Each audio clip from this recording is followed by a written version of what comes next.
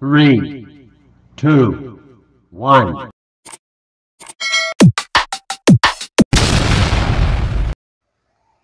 Hello, hello, hello, hello everyone! It's me again ang inyong kusinerang Ashumera, and for today's video, magluluto po tayo ng beef mango stir fry.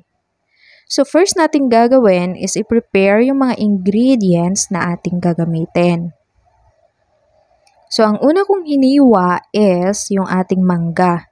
Ang mangga dapat na gagamitin natin is yung manibalang, yung alanganing hinog, alanganing hilaw. Pero dahil wala akong makuha, ang ginamit ko is yung ripe mango na rin. Pwede na rin. And then, slice natin yung green onion ng around 2 inches ang haba. And then, set aside po muna natin at mag-chop or mag-mince po tayo ng garlic. 2 pirasong garlic ang ginamit ko, pero kung mahilig kayo sa garlic, pwede yung dagdagan. And then, after natin siya ma-mince, is set aside lang po natin at isa-slice natin yung ating bell pepper. So, pwede kayo gumamit ng red and green bell pepper, pero dahil nagtitipid ako, kulang ang budget ng lola nyo. So, ang ginamit ko is yung kalahating green at kalahating red. Tapos, isa-slice lang po natin siya ng maliliit or parang strip. Yan, gano'n.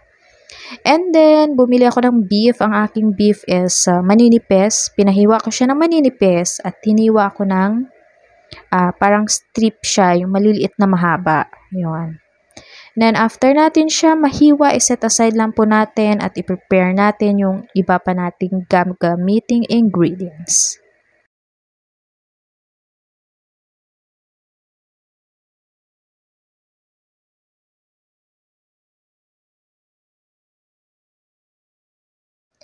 In our mixing bowl, ilalagay po natin yung ating chinap na or mince na garlic. Tapos ilalagyan po natin ng chili sauce at saka vinegar.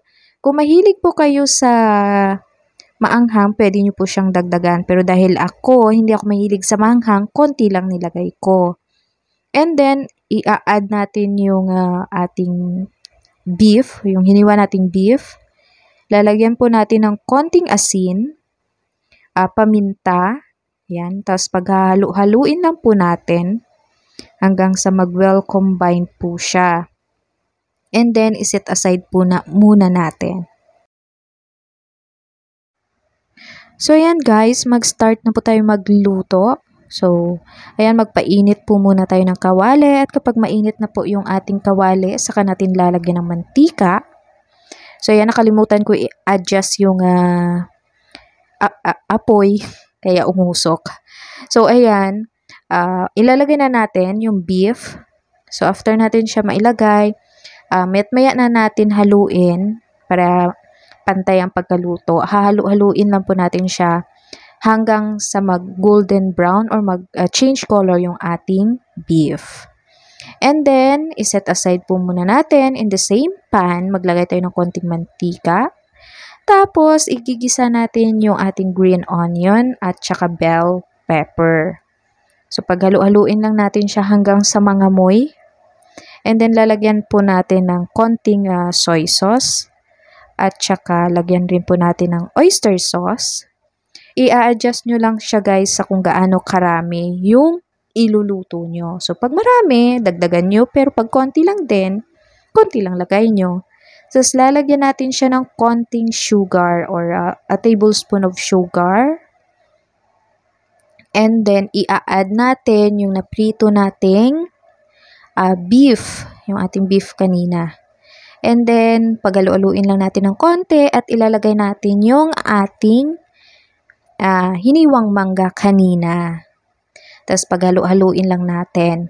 Yun nga pala guys, ang ating beef, luto na po siya. So, konting luto lang talaga ang kailangan para hindi madurog yung ating mangga.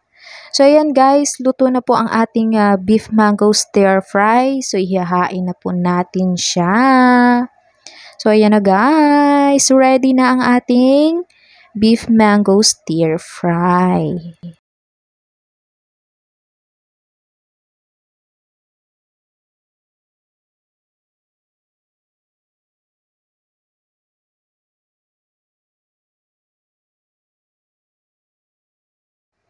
Let's serve it. Enjoy!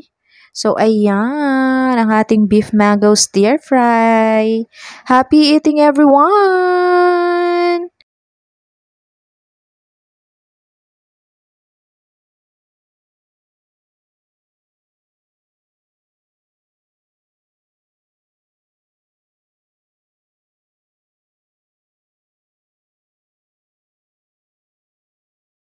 Thank you for watching.